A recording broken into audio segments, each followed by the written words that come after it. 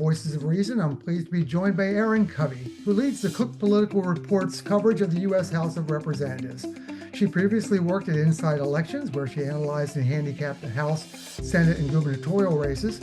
Her analysis has been featured in the New York Times, the Wall Street Journal, the Washington Post, and local news outlets across the country. A native of San Antonio, Texas, she's a graduate of Liberty University, where she studied journalism and English. Erin, thanks so much for joining us today.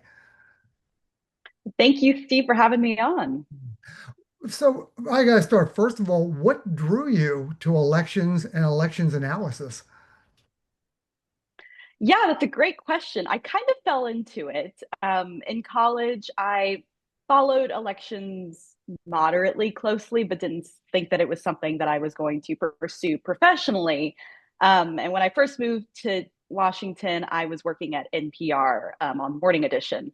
So it was very much a generalist in that role. But then I ended up getting a job at National Journal and started working for the Hotline, which is their long running political campaign newsletter. It comes out every morning. It's really the only daily campaign newsletter from a nonpartisan outlet. And so I got really into campaign coverage from there and was mostly focused on House races, though I covered Senate, Gov, and presidential races a little bit as well. And then from there, I got into the handicapping side of things, and I'm now focused on House races at Cook. So before we get into some of the individual races that we know our listeners want to hear about, in your experience, what makes Pennsylvania, as we like to call it, the ultimate swing state?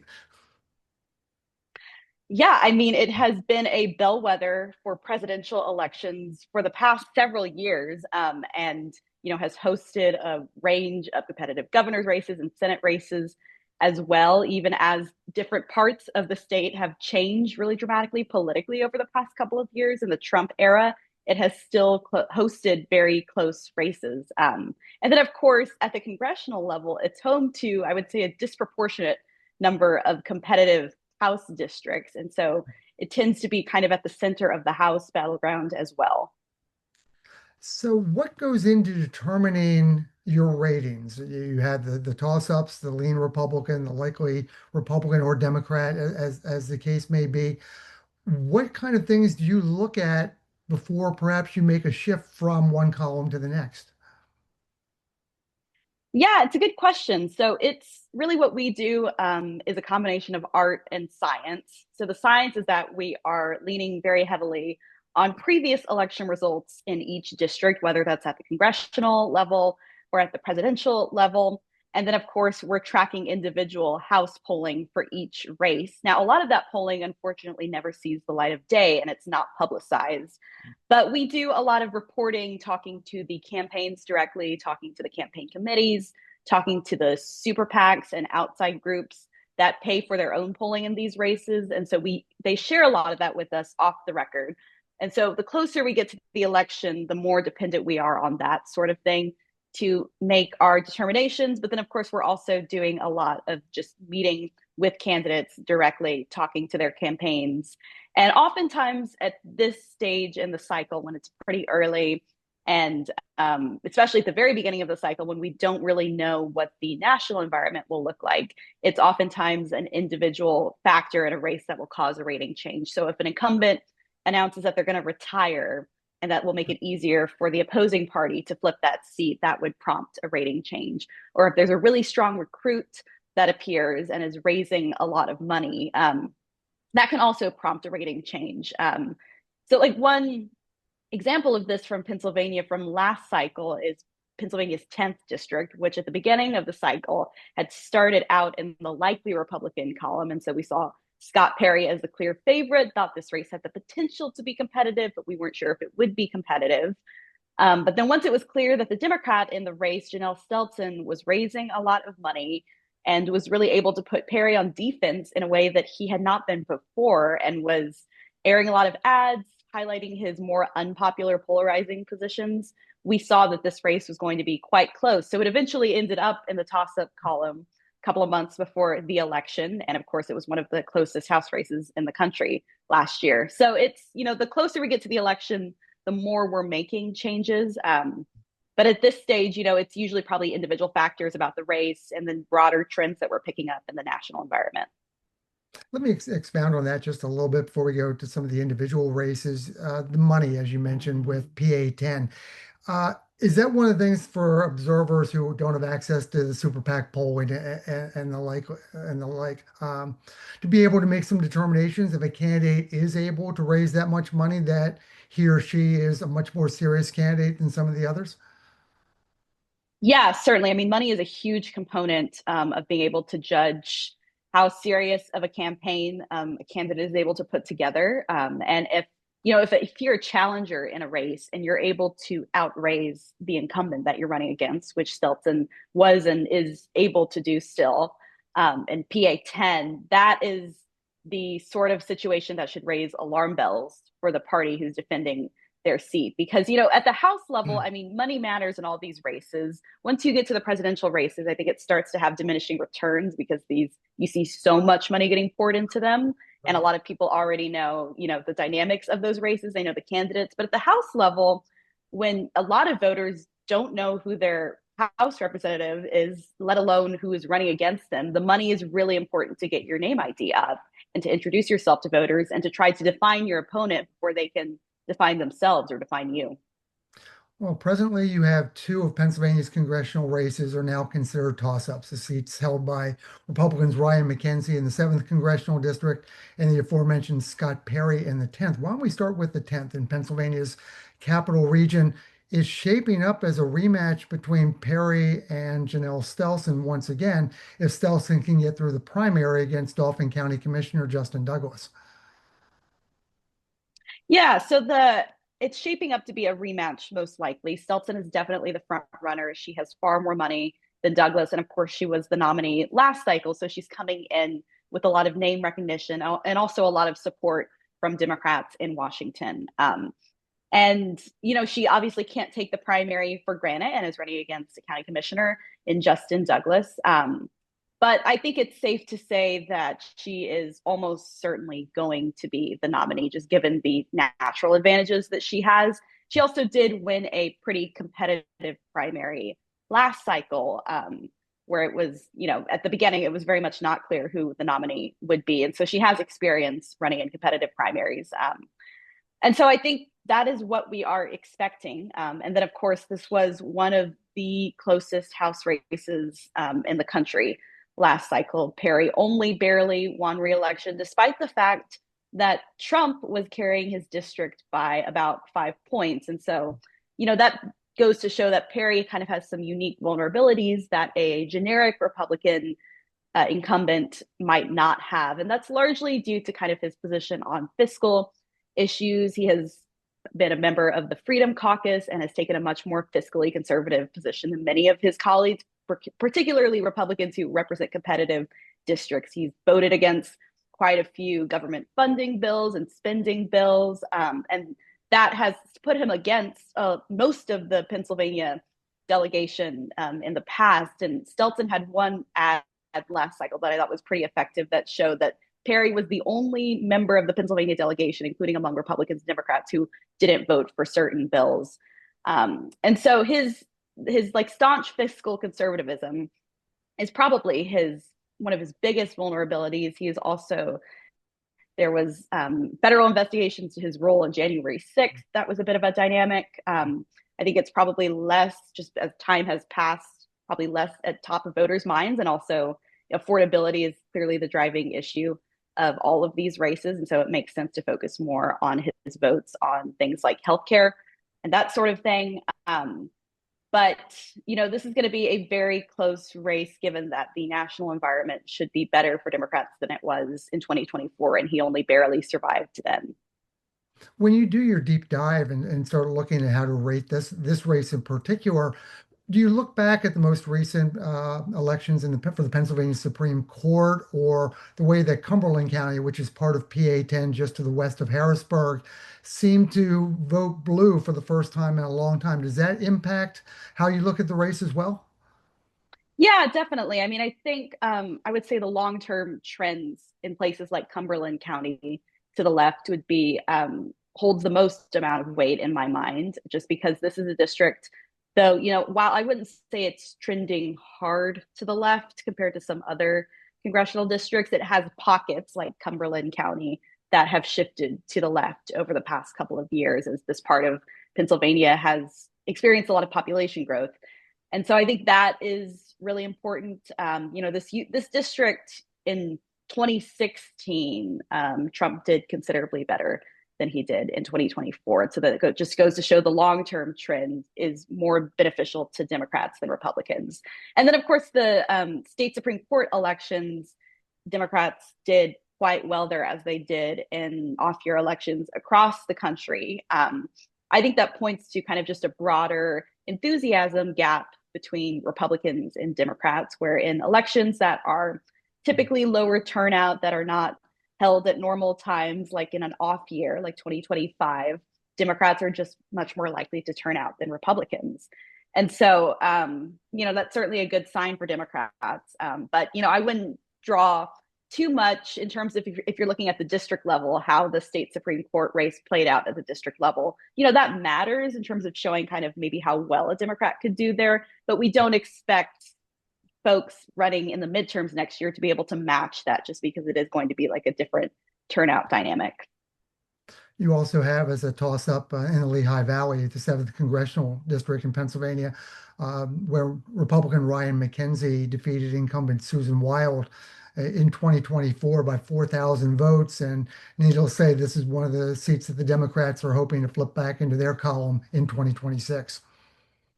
Yeah, so this is the seat.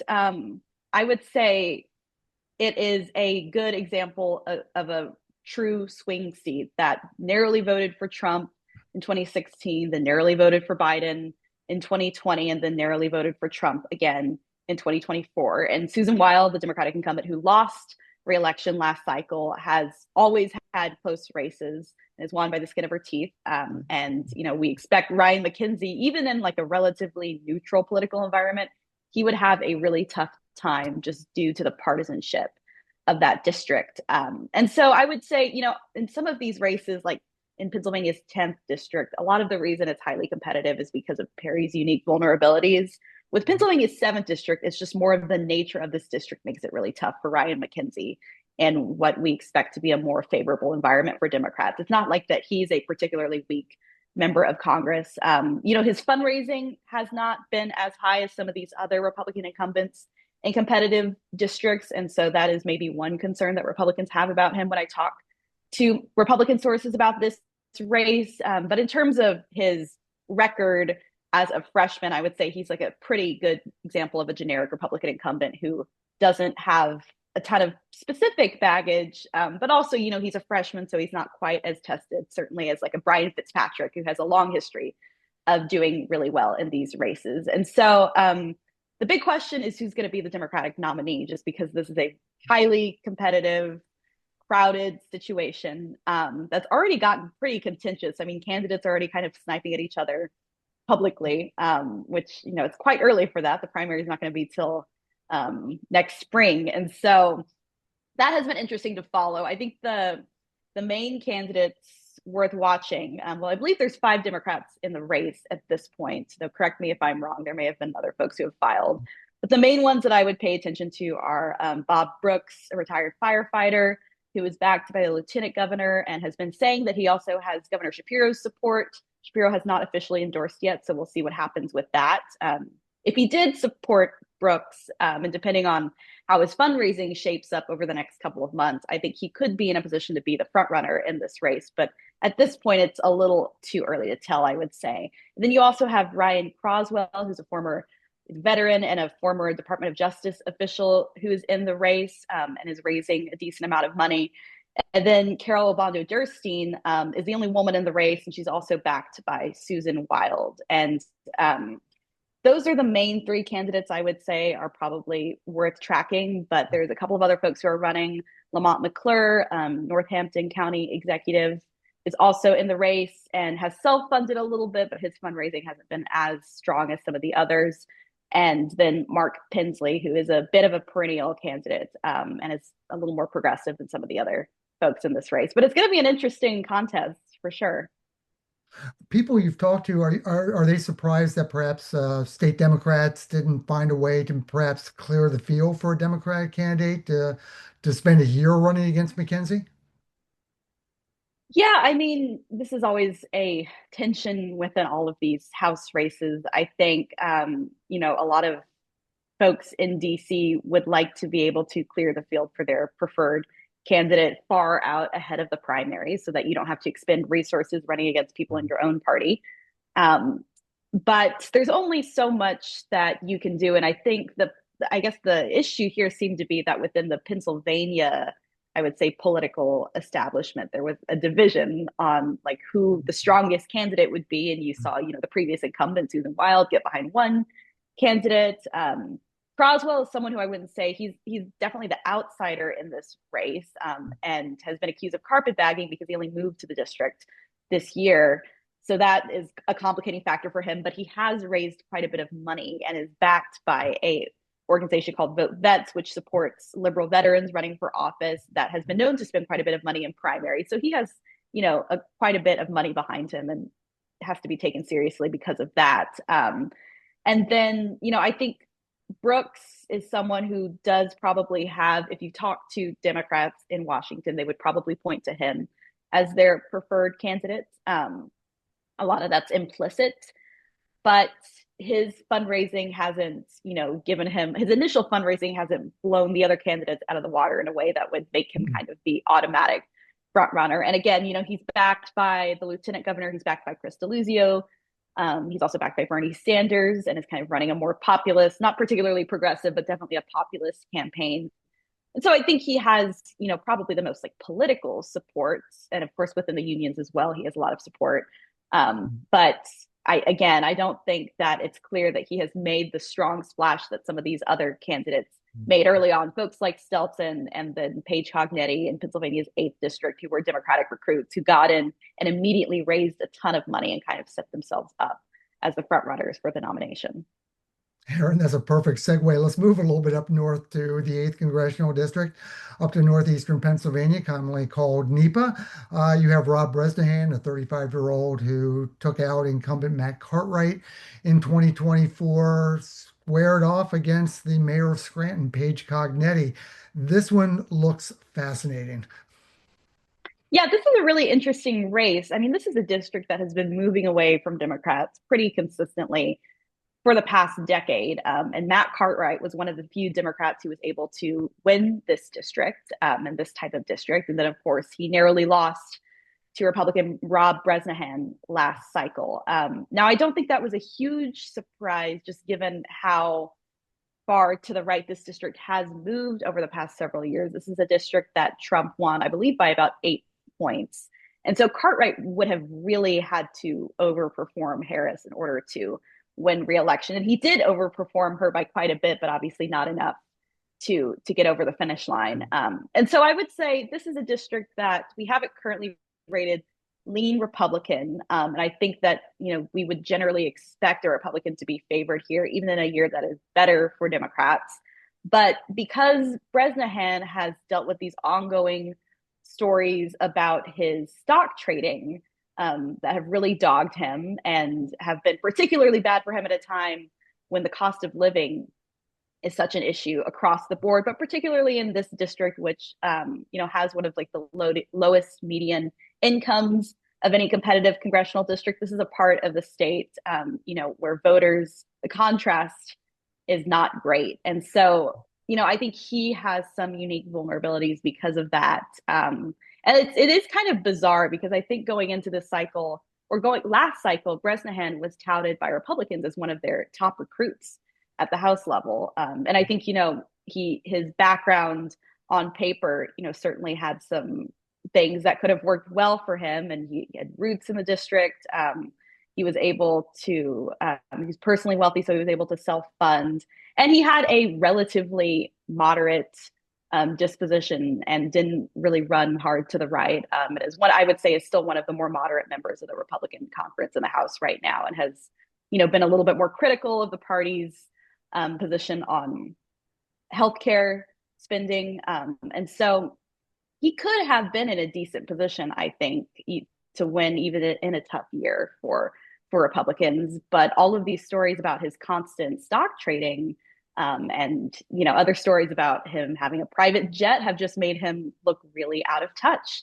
And so now I think he is going to be more vulnerable than he would have been otherwise. And he's running against the Scranton mayor, Paige Cognetti, who has already raised a ton of money and already has this brand of kind of running against corruption in Scranton, and had this whole tagline of "Page against the machine," a bit of a play on Rage Against the Machine. When she first ran for mayor as an independent, she was running against the Democratic machine in Scranton, so she has credibility with that.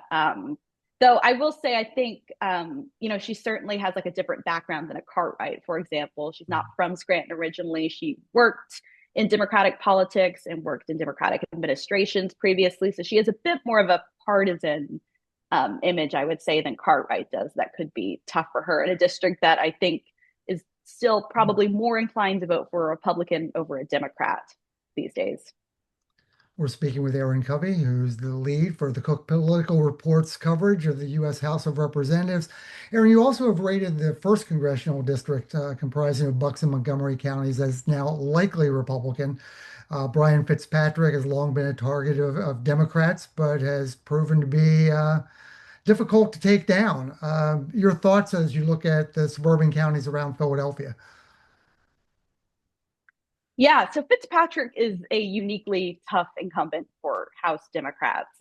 He survived 2018, that blue wave, and he has built up this record of running pretty far ahead of Trump. So Trump actually narrowly lost his district last cycle. So if you look at just the presidential number on paper, this should be one of the best pickup opportunities in the country for Democrats. But Fitzpatrick has overperformed by so much, I believe by about 13 points last cycle. So he won re-election by double digits against Democratic candidate, even as Trump was narrowly losing his district.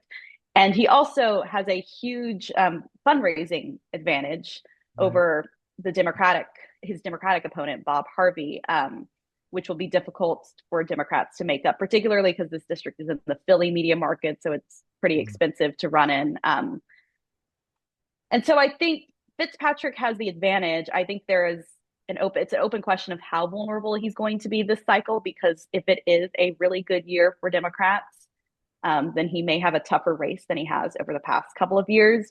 And I think, Democrats feel like they have a pretty strong recruit in Bob Harvey, a Bucks County commissioner, who I think, starts out in a stronger position than some of the previous Democratic challengers to Fitzpatrick, just because of the fact that he has been around, already represents a large portion of the district. And so he's a lot more familiar to voters than some of the other folks that Fitzpatrick has faced in the past.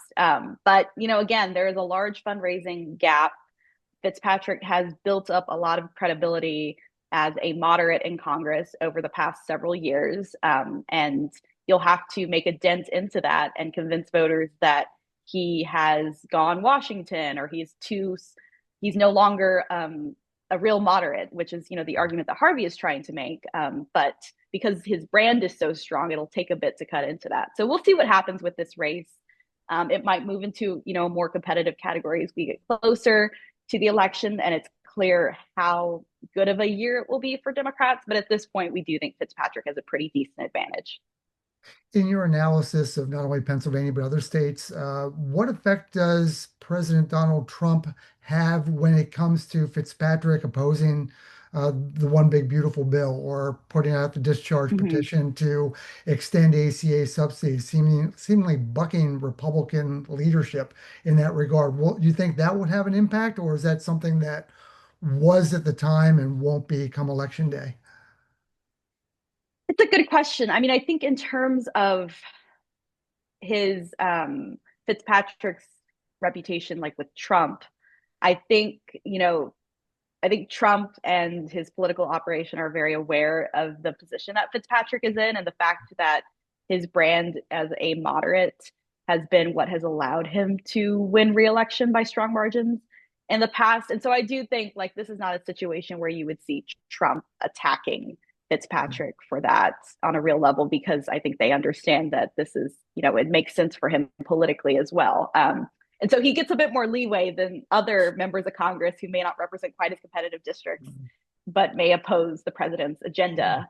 Um, and it also looks like he may not have, I don't know, I can't remember if he has a primary opponent again. He had one last cycle that got a little bit of attention, but he ended up winning by a relatively comfortable margin. And there's always going to be a segment of Republican primary voters in that district who are frustrated with him and think he's not conservative enough.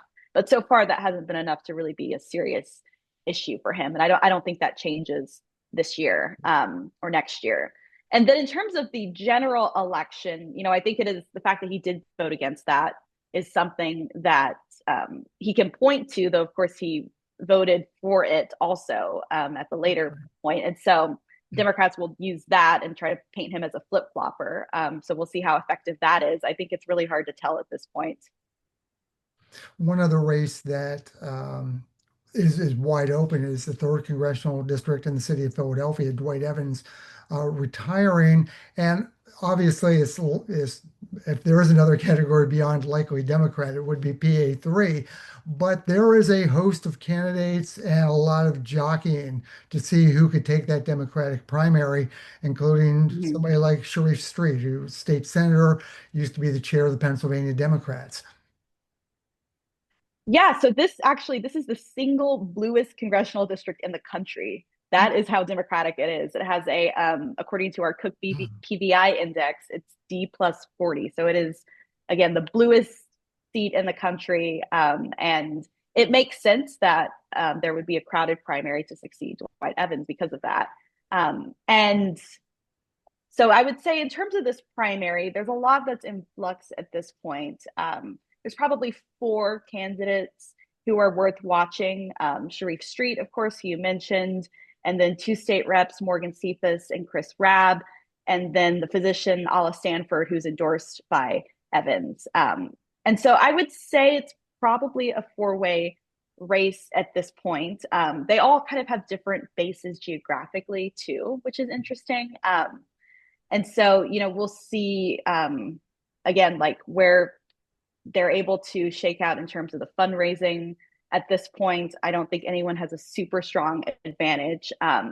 But, whoever wins the nomination is obviously going to be the next member of Congress in this district. We've spent a lot of time talking about Democratic races, and certainly it does not appear that Republicans or any other Republicans that may be in trouble in this cycle, unless there's something you're seeing that perhaps hasn't come to the forefront yet.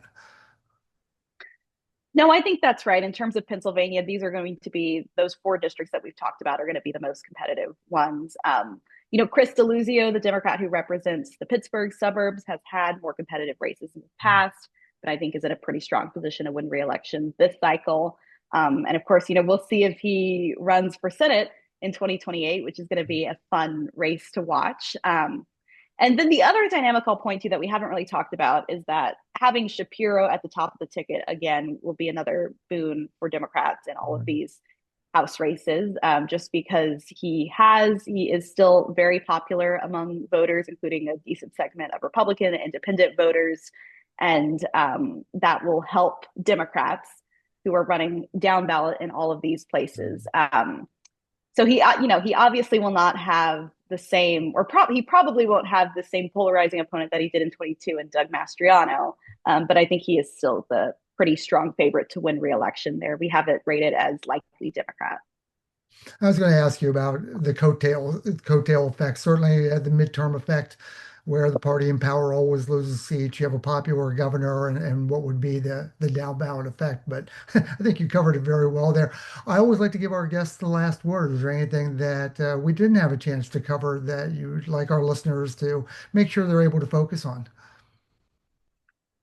Yeah, that's a good question. I think, at this point, obviously, we've seen that Trump's approval rating has dipped across the board with all demographics, but it has been most dramatic with working class voters and Latino voters who he made significant gains with last cycle, but it has dropped off since then pretty dramatically. And so we'll see how that plays out in some of these races. I think places like Pennsylvania's 8th district and the 7th district, which are a bit more working class. We could see some interesting dynamics there. We don't have a lot of specific polling of these races, but at this point, if we did have polling, the most interesting thing to see at this point would be what Trump's approval rating is in all of these places and how much it differs from what his share of the vote was there in 2024.